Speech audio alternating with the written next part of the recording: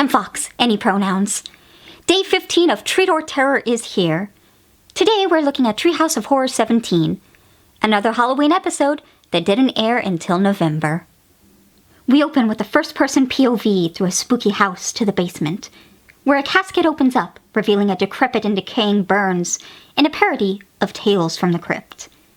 It's an absolutely delightful way to start.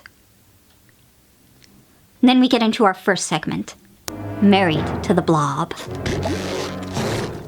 You will be surprised to learn that this is a The Blob parody, a movie from 1958, then remade in 1988. While getting frisky in the backyard, a meteor crashes from space.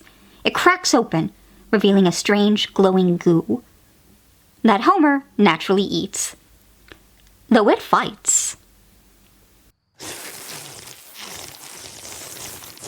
If I can keep down Arby's, I can keep down you.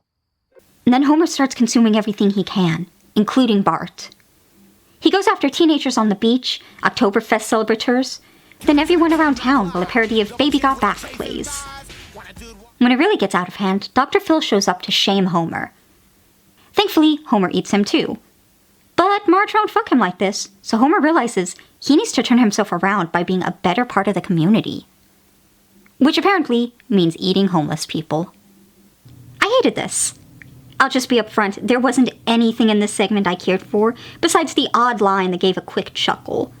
Homer was obnoxious, at least 50% of this was just a series of cheap and cliché fat jokes, and it's not at all worth checking out.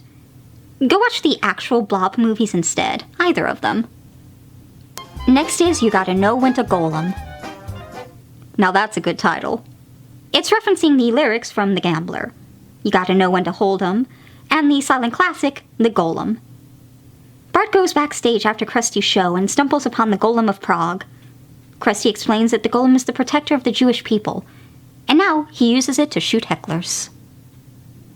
Of course, the little Christian goy boy decides to meddle with it, summoning the Golem to his room at midnight to kick Homer in the balls. Not a bad use of it, honestly. As Bart uses it for whatever else he can think of, Lisa decides that's pretty unethical and commands it to speak. Turns out, he's pretty neurotic. He also feels bad for all of the things he's done over the years. Marge decides the best solution is to hook him up with a woman she made out of Play-Doh. They instantly fall in love and get married. I don't know about this one. It's not the most interesting, there's no spookiness or atmosphere, and the one time we get Jewish culture, it's through the lens of the Christians messing around with it. There's the Jewish wedding at the end, but that's set dressing. I would have much preferred a segment with Krusty and the Golem. Finally, we're at the last segment, The Day the Earth Looked Stupid. The title is a play on the classic The Day the Earth Stood Still, while the actual episode is about the infamous War of the Worlds radio broadcast legend. Everyone in Springfield is listening to this strange breaking bulletin talking about cylinders touching down and opening up, tentacles wiggling out. Chaos erupts, a riot starts, and then Marge suggests everyone pretend to be animals since the aliens are attacking only humans.